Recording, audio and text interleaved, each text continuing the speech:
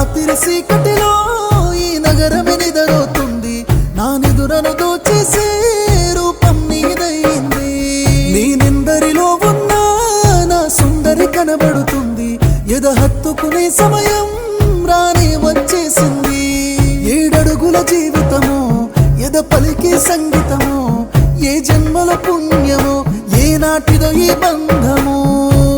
నీ తోడే కావాలి గడిసేటి గడి అయినా, నీ చెయ్యి వదలను లేచావైనా బతుకైనా.